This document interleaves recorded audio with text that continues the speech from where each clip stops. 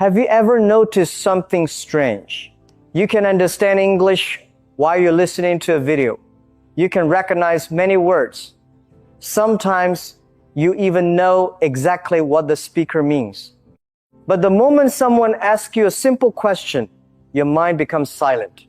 Not because you don't know English, because your brain leaves English and runs back to your native language. Then something invisible happens. You build a sentence in your own language. You search for the English words. You worry about grammar. You check whether the tense is correct. And before you finish that process, the conversation has already moved on. For many years, people believed the answer was simple. Study more vocabulary. Memorize more grammar. Read another textbook. But I want to share something I discovered long ago when I was learning English. The biggest obstacle was never my memory. It was my habit. My mind had learned to think in one language, so every English sentence had to wait for permission before it could come out. That waiting became my prison. Maybe that is exactly where you are today. If so, I want you to stop blaming yourself. Your brain is not slow. It is simply following the habit you have repeated thousands of times. And habits can change, not overnight. Not with magic, but quietly, almost without you noticing. Today, I don't want to give you another lesson. I want to help you build something much more valuable. An English mind, not a perfect English vocabulary, not perfect pronunciation, not complicated grammar, just a different way of thinking. Imagine waking up one morning and the first thought in your head appears in English before you even realize it. No translation, no pressure, just a simple thought. I'm awake. That sounds almost too small to matter. But let me ask you something. What if fluency is built from thousands of tiny moments instead of a few big ones? Most people chase difficult sentences because they believe difficult means advanced. I learned the opposite. The strongest buildings are built with ordinary bricks. The strongest English is built with ordinary thoughts. Think about your day. How many times do you silently say things like, I'm hungry, I forgot, where did I put that? I should leave now, I'll do it later. Hundreds, maybe thousands. Your life is not filled with speeches. It is filled with simple thoughts, repeated again and again. So why do people spend years memorizing sentences they almost never use? Because they believe language begins with books. I believe language begins with life. When I first became interested in English, I didn't have perfect teachers everywhere. I didn't have endless learning apps. What I had was curiosity. Whenever I heard English, I wasn't only listening to words. I was trying to understand how people looked at the world. That changed everything. A language is not only vocabulary. It is a different way of noticing life. And that is why I want you to do something unusual while you listen today. Don't try to remember every sentence. Don't worry if you forget half of what you hear. Instead, ask yourself one simple question. Could this become one of my daily thoughts? That question is far more powerful than asking, can I memorize this? Because memory fades, habits stay. Let me tell you something that surprised me many years ago. Your brain loves repetition, but not boring repetition. Meaningful repetition. There is a big difference. If someone forces you to repeat a random sentence 50 times, your mind becomes tired. But if that same sentence helps you every day, your brain begins to protect it. It keeps it close because it knows you need it. That is why children learn their first language without carrying grammar books everywhere they go. They hear useful patterns. They use useful patterns. They repeat useful patterns. Slowly, those patterns become invisible. That is what we are trying to build together, not knowledge, automaticity. Think about riding a bicycle. At first, every movement feels impossible. You think about your balance, your hands, your feet, your direction. Everything demands attention. Then one day, something changes. You stop thinking about riding. You simply ride. Speaking English is exactly the same. Many learners believe confidence comes first. I disagree. Confidence is usually the result. Comfort comes before confidence. And comfort comes from familiarity. Your brain trusts what it sees every day. So if English appears only during study time, your brain labels it as something special, something separate from real life. But if English appears while you make breakfast, while you brush your teeth, while you wait for the elevator, while you water your plants, then something beautiful begins to happen. English slowly joins your normal life. It stops being a visitor. It becomes a companion. Now, let me ask you another question. When do you spend the most time talking every single day? Many people answer, with my family. Some say, with my coworkers. But both answers are wrong. The person you talk to most is yourself. Every decision, every worry, every dream, every memory, every plan, your mind never stops speaking. The only question is, in which language? That quiet conversation inside your head is the most important English classroom you will ever have. Nobody grades you there. Nobody laughs at your mistakes. Nobody interrupts you. It is the safest place in the world to practice. Yet almost nobody uses it. Why? Because nobody teaches us that our thoughts are practice. We think practice only happens at a desk, inside a classroom, during an online lesson. But real language grows between those moments. It grows while life is happening. Tomorrow morning, before you touch your phone, I want you to pause for just 5 seconds. Don't check your messages. Don't look at the news. Simply notice your first thought. Then gently change it into English. Maybe it's a beautiful morning. Or I still feel sleepy. Or even I don't want to get up yet. It doesn't matter if it is simple. Simple is exactly what we want. Because simple thoughts are honest thoughts. And honest thoughts are the ones your brain repeats every single day. That repetition is far more valuable than learning 50 impressive expressions you'll never actually use. Now, something interesting begins to happen once you keep doing this. At first, your brain resists. It says, this feels strange. Good.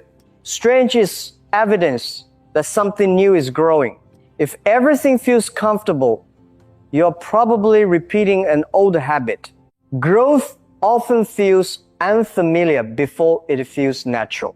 Don't fight that feeling. Welcome it. One day, perhaps while you're standing in line at a coffee shop or walking home after work, you'll suddenly notice a sentence appearing in English without trying. Not because you forced it, because your mind finally chose it on its own. When that day comes, don't celebrate because your English became perfect. Celebrate because your habit has started to change. And once a habit changes, your future changes with it. The change is so quiet that many people miss it. They keep waiting for a dramatic moment, something like a switch turning on inside the brain. They imagine waking up one morning, suddenly fluent, suddenly confident, suddenly able to speak without hesitation. That almost never happens. Real progress is much quieter than that. It hides inside ordinary moments. You reach for your keys and think, they're on the table. You open the refrigerator and think, I need more milk. You look out the window and think, it's going to rain. These thoughts seem too small to celebrate. But I believe they're the beginning of everything. Because language is not built during extraordinary moments. It is built during ordinary ones. Let me share something I learned from building companies. People often admire the final success. They see a successful business and assume one brilliant decision changed everything. They never see the thousands of small decisions made every single day. Language works exactly the same way. People admire fluent speakers. They hear smooth conversations. They hear confidence. What they don't hear are the millions of simple thoughts that came first. Fluency is not one big achievement. It is thousands of tiny victories nobody else can see. That is why I want you to stop chasing perfection. Instead, chase frequency. Don't ask yourself, did I speak perfect English today? Ask yourself, how many times did I think in English today? One question measures performance. The other measures growth. Growth always wins. Imagine planting a tree.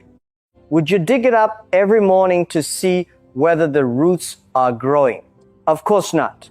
You water it. You give it sunlight. Then you trust the process. Thinking in English is exactly like that.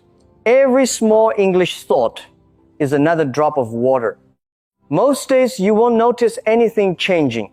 Then one day you realize the roots have become strong enough to support something much bigger. This is why I never want you to become impatient. Impatience makes learners abandon good habits just before they begin working. Let me tell you about another mistake I see almost everywhere. People believe they need difficult vocabulary to sound intelligent. I don't believe intelligence is measured by difficult words. The smartest communicators usually make complex ideas sound simple. Look at children. With only a few hundred words, they laugh, cry, ask questions, solve problems, make friends, and express emotions. They don't wait until they know 20,000 words before living their lives. They use what they have. Then what they have grows naturally. You should do the same. If today you only know simple English, then think simple English. Don't wait until your vocabulary becomes larger. Your vocabulary becomes larger because you use it. There is an important difference. Sometimes learners tell me, Jack, I know many words, but they disappear when I need them. I understand exactly what they mean. The problem isn't memory. The problem is access. Imagine owning a beautiful library where every book is locked inside a glass case. Technically, you own the books. Practically, you can't read them. That is how vocabulary works when you only memorize it. The words exist somewhere in your brain, but they are locked away because you never use them in real thinking. The key is not learning more books. The key is opening the library every day. Each time you think, I'm tired, I'm excited, I need to hurry, I'll wait, you unlock another shelf. Slowly, your brain begins to understand something very important. These words are useful. Keep them close. Then retrieving them becomes faster. Eventually, you stop searching. They simply arrive. Now, I want you to imagine something. Picture yourself walking through your city. No headphones, no textbook, no teacher, Just you. The traffic moves around you.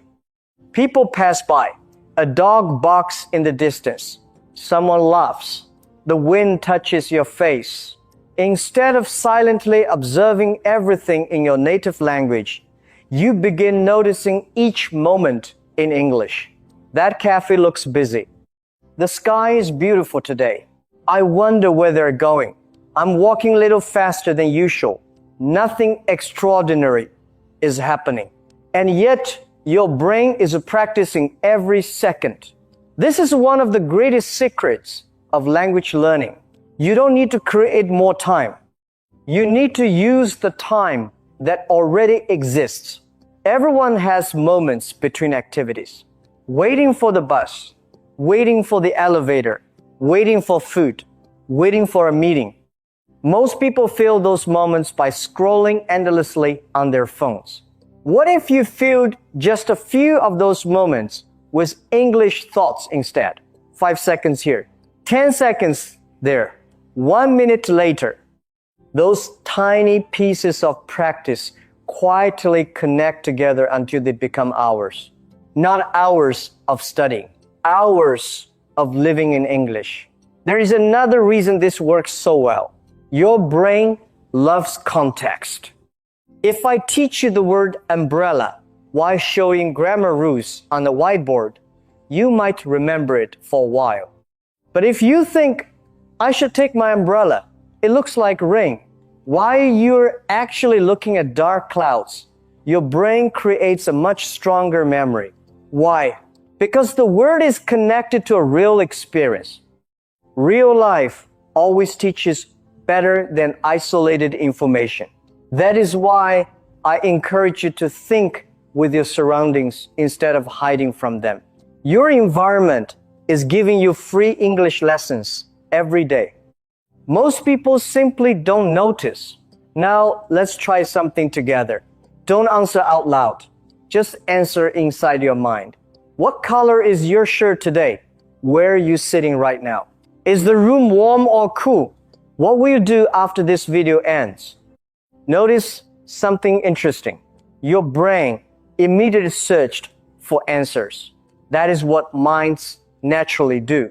Now imagine asking yourself those same questions in English every day, without pressure, without an exam, without anyone judging you.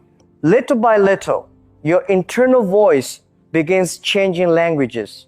And once your internal voice changes, your spoken voice starts following it. People often think speaking creates thinking. I have found the opposite to be true. Thinking creates speaking. If the sentence already exists inside your mind, saying it becomes much easier. That is why today we are not training your mouth first. We are training the place where every spoken sentence is born. Your mind. Think of your mind as a quiet garden. Every thought is a seed. If every seed is planted in your native language, that garden will naturally grow in your native language. But if every day you gently plant a few English seeds, I can do this. I'll try again. This looks interesting. What happens next? Don't be surprised when one day an English garden begins to bloom. Not because you forced it, because you care for it consistently. And consistency has a quiet kind of power. It rarely impresses people in a single day, but it transforms people over time. Let me tell you something that changed the way I looked at learning forever. Your brain does not wake up each morning asking, what new information should I memorize today? It asks a much simpler question. What will I probably need today? That single question explains why some English stays with you for years, while other English disappears by tomorrow. Think about your own life. How often do you think, I'm not sure, I'll be there soon. That makes sense. I forgot. Maybe later. These are not impressive sentences. They're useful sentences. And usefulness is what your brain remembers best. Many learners collect English the way some people collect souvenirs. They admire each new word. They place it carefully into memory. Then they never touch it again. Soon, it gathers dust. I don't want you to become a collector. I want you to become a user. A hammer becomes valuable because someone builds with it. Language becomes valuable because someone lives with it. Every sentence you actually use becomes stronger. Every sentence you only admire becomes weaker. There is another habit I want you to think about. Every morning, before most people even leave their bed, their minds immediately begin solving problems. What time is it? Am I late? What do I have to do today? Did I reply to that message? Your brain naturally starts organizing your day. Imagine if just one of those thoughts happened in English. Not all of them, just one. That one sentence becomes tomorrow's starting point. Then another, then another. Eventually, your mornings begin opening in English instead of your native language. You may think this sounds too simple, but simple habits have changed entire lives. Companies grow through daily improvements. Healthy bodies grow through daily choices. Strong relationships grow through daily conversations. Fluent English grows through daily thoughts. The principle never changes. Small actions repeated long enough become identity. Have you ever noticed how quickly your mind creates opinions? You walk into a room and immediately think, it's quieter than I expected. You taste the food. This is delicious. You meet someone. They seem friendly. These opinions happen automatically. Nobody teaches you to have them. Your brain simply creates them. That makes them perfect opportunities for English. The next time you notice something, don't rush past it. Stay with it for 1 extra second. Describe it in English. Not perfectly, naturally.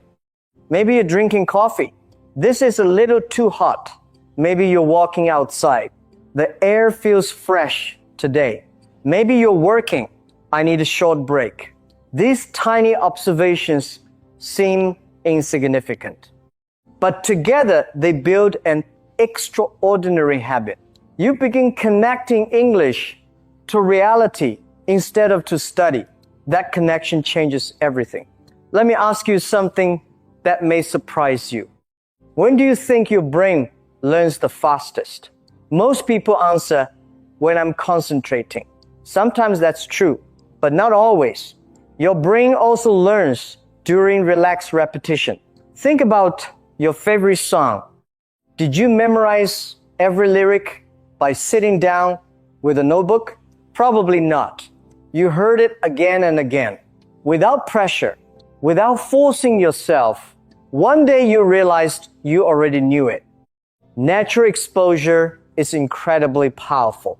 That is exactly why I encourage you to listen to English every day, even when you are not trying to memorize every word.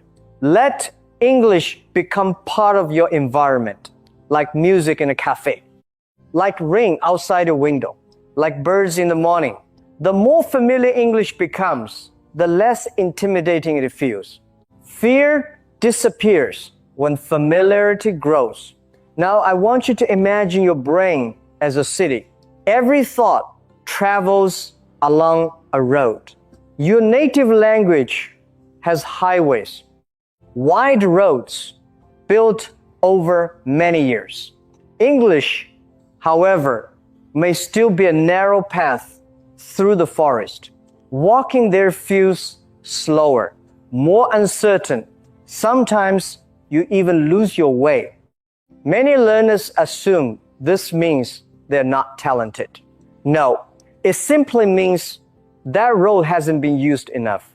Every English thought lays another stone, another stone, another stone. One day, that small path becomes a road.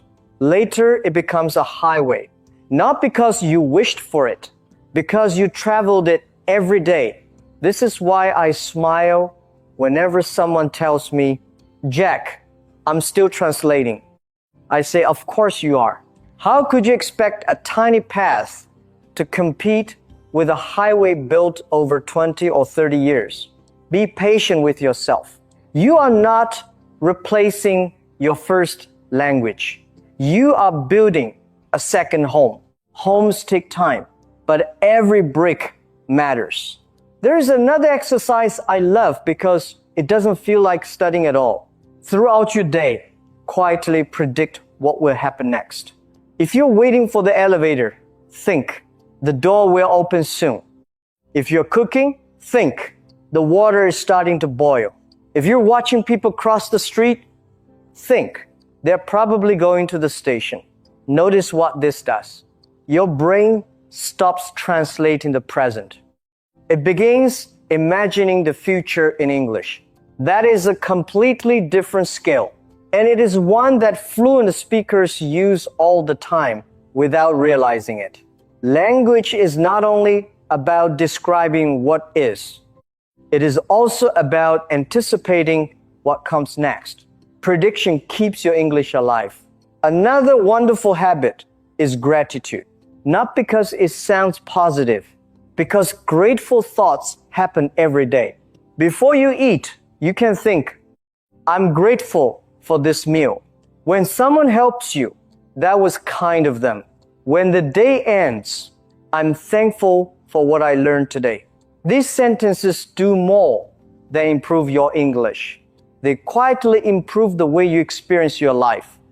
I have always believed that learning a language should make you a better observer, a better listener, and perhaps even a kinder person. If English only gives you vocabulary, you have learned too little. If English changes the way you notice the world, then it has become part of you.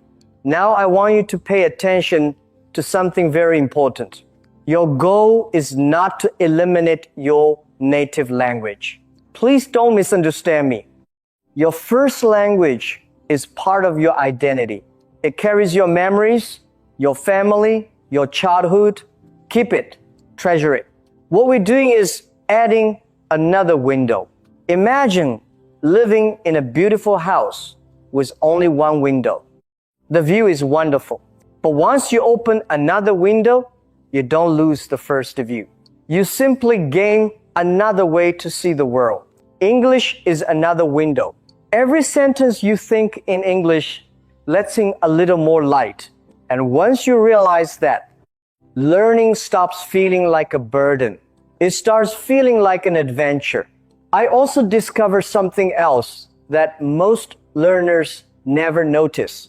The brain remembers emotions much longer than explanations.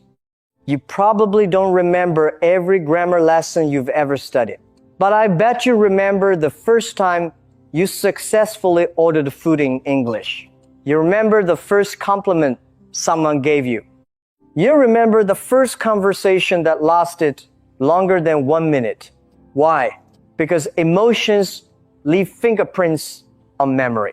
That is why I don't want your English practice to feel like punishment. I want it to feel like living. Smile when you understand a new phrase.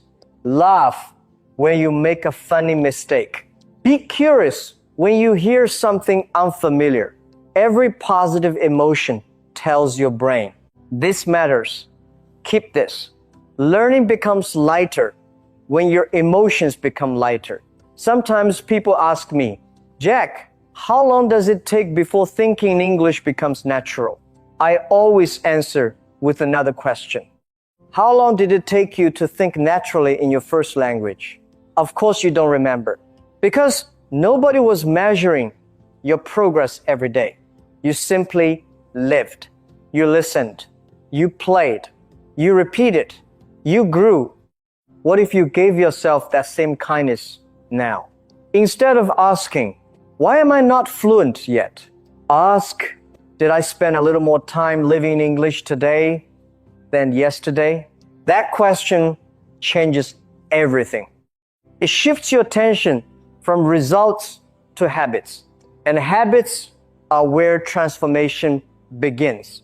Let me tell you about something I call invisible practice. Imagine two learners.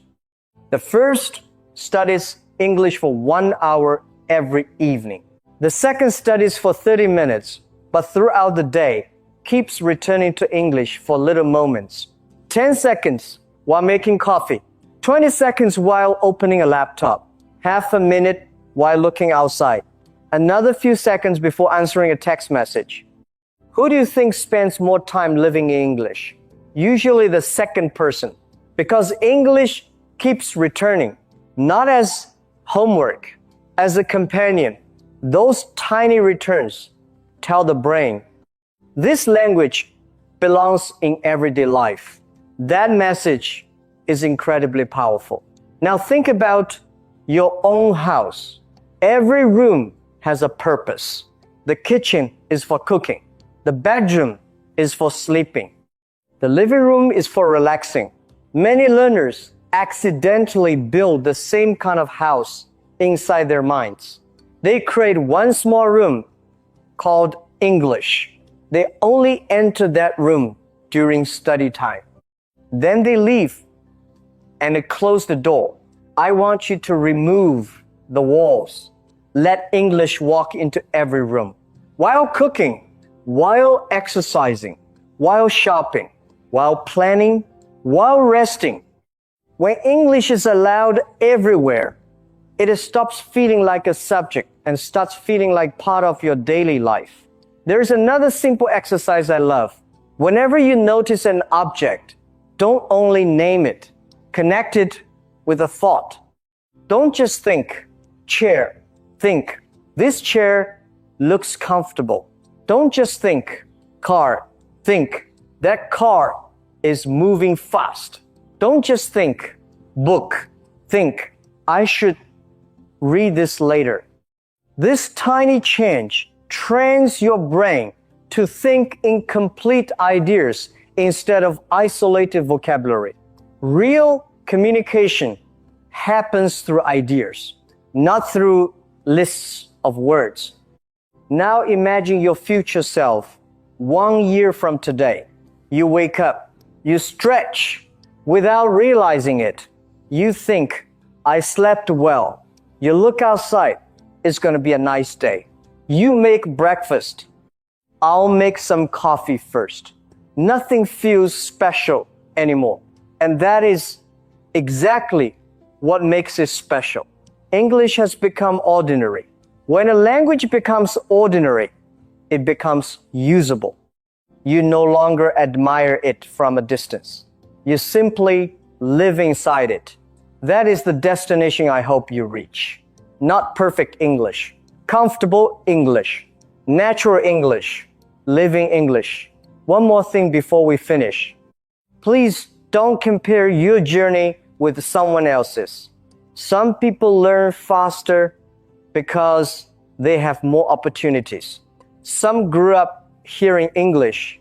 Some use it every day at work. Your path belongs only to you. The only comparison that matters is between the person you were yesterday and the person you are becoming today. If today you thought one more sentence in English than yesterday, you are moving forward. That is progress. Never underestimate the power of one extra sentence. One sentence becomes two. Two become 10. 10 become hundreds. Hundreds become a habit. And habits quietly become identity. I hope that after today, you stop asking, how can I study more English? Instead, ask, how can I live a little more in English?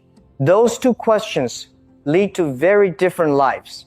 One creates pressure, the other creates possibility. Every language is more than words. It is a way of noticing, a way of feeling, a way of connecting with people you have never met before.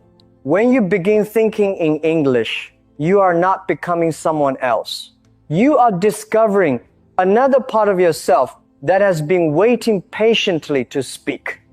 So tomorrow morning, don't try to remember this entire video. Remember only one thing. Before your day begins, give your mind one simple English thought. Protect that thought. Use it. Repeat it. Live with it. Then tomorrow night, before you close your eyes, give yourself one more.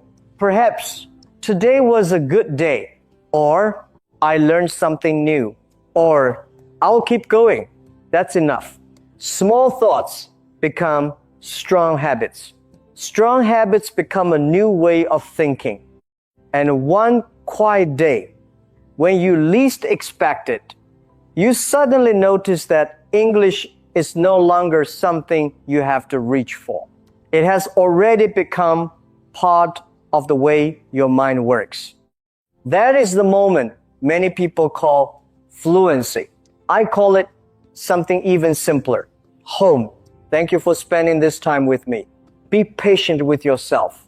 Trust the quiet progress that nobody else can see. Keep listening. Keep noticing. Keep thinking. One simple sentence at a time. Because every great journey begins with a single step. And every fluent speaker begins with a single thought. I'll see you again soon. Until then, take care of your mind, be kind to yourself, and let English become a natural part of your everyday life. And remember this, whenever you feel discouraged, you are not trying to become a dictionary. You are not trying to become a grammar expert. You are trying to become someone who can smile, wonder, dream, solve problems, encourage yourself, and enjoy ordinary life in another language. That is a much more beautiful goal. So don't rush. Don't chase perfection. Don't be afraid of simple sentences. Simple sentences build confident minds. Confident minds build natural conversations. Natural conversations build real fluency.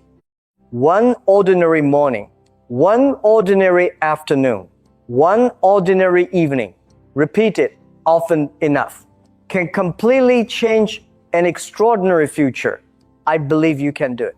Not because learning English is easy, but because human beings are remarkably good at adapting to whatever they practice consistently. Practice thinking, practice noticing, practice living, and let fluency arrive quietly, exactly as it was always meant to. There is one final idea I want to leave with you. It may be the simplest idea in this entire conversation, but I believe it has the power to change the way you learn forever. Most people think fluency is something you achieve. I believe fluency is something you slowly become. Think about the people you admire. They didn't wake up one morning as confident speakers. They became confident because they spent countless ordinary days speaking, listening, making mistakes, and trying again. Confidence wasn't the beginning. It was the reward. The same is true for you. Don't wait until you feel confident before you think in English. Think in English first. Confidence will quietly follow. I often hear learners say, I'll start speaking when I'm ready. But here's the truth.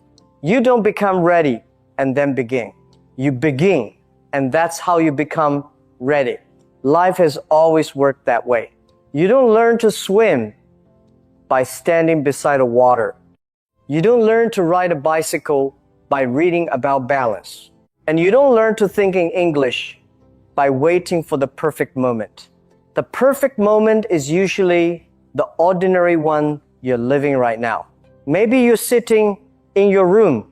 Maybe you're on a train. Maybe you're walking outside. Whatever you're doing, your life is already giving you enough material to practice. You don't need a special classroom. Your classroom is wherever your thoughts happen. That realization changed everything for me because it meant I no longer had to search for opportunities. Opportunities were already surrounding me. Every object became vocabulary. Every decision became practice. Every emotion became another sentence. Every day became another lesson. That is one of the most beautiful things about language. The word becomes your teacher. Have you ever noticed how children ask endless questions? Why is the sky blue? Why do birds fly? Why is the moon so bright? They don't ask because they want perfect answers. They ask because curiosity keeps their minds alive. I hope you never lose that curiosity. The next time you hear a new English expression, don't immediately worry about memorizing it. Instead, become curious. Ask yourself, when would I naturally use this? Who might say this? Could this become one of my daily thoughts? Curiosity makes learning feel lighter. Pressure makes learning feel heavier. Whenever possible, choose curiosity. Here's another habit that has helped many people. At the end of each day, don't measure how much English you learned. Measure how often English appeared naturally in your life. Maybe it appeared while you cooked dinner. Maybe while you answered an email. Maybe while you looked at the sunset. Maybe while you smiled at a stranger. Those moments matter. In fact, they matter more than you think, because every natural encounter tells your brain, this language belongs here. That sentence is invisible. You never hear your brain say it, but you feel the results months later.